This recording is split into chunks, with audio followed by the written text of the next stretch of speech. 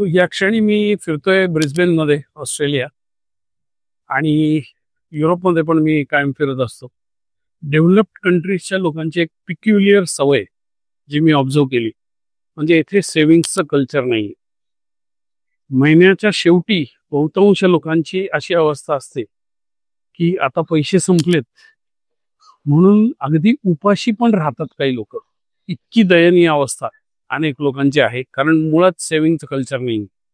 आपण भारतीय लोक अत्यंत भाग्यवान आहोत, कारण आपल्याकडे उपजतच वडिलोपार्जित हे कल्चर आहे की 100 रुपये कमवले की एक 15-20 रुपये 25 रुपये बाजूला ठेवायचे, आणि ही सवय लॉंग रन मध्ये खूप कामात येते. इथे नातेवाईक पण मदत करत नाहीत, मित्रमंडळी पण फार रेअरली मदत करतात, त्यामुळे इथे माणूस अगदी एकटा पडतो. परिस्थिती अशी आहे की एखाद्याचं जर उत्पन्न बंद झालं, नोकरी गेली, तर 2 महिन्यात तो रस्त्यावर येतो. त्याच्याकडे सेव्हिंग काहीच नसतं, no emergency fund, nothing.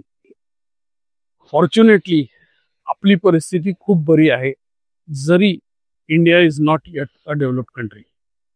So ही सवय अबाधित ठेवा, तुमच्या मुलांना ही सवय लावा, आणि एक चांगलं आयुष्य जगण्यासाठी इमर्जन्सी फंडची काय व्हॅल्यू आहे ही त्यांना लहानपणीच हे बाळकडू द्या.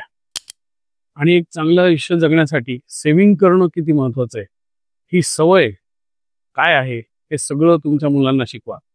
राईट? कारण थेंबे थेंबे तळे साचे. छोटी छोटी सेव्हिंग करून मग इन्व्हेस्टमेंट करता येते, आणि इन्व्हेस्टमेंट केल्यावर मग पॅसिव्ह इन्कम चालू होईल. जादू टोना नाहीये, काम करना पडेगा, डिसिप्लिन रखना पडेगा, तेव्हा जाऊन आपण चांगलं आयुष्य जगू शकतो. I am having a great time in Australia, Brisbane, आणि आय होप की ही सवय इकडच्या फॉरेनर्सला देखील लागेल आणि कधीतरी त्यांना अक्कल येईल. तोपर्यंत let us enjoy our life. Don't worry, keep saving, keep investing. तुम्ही जर सेव्हिंग करत असाल तर कॉमेंट्समध्ये टाका की येस, आय एम सेव्हिंग.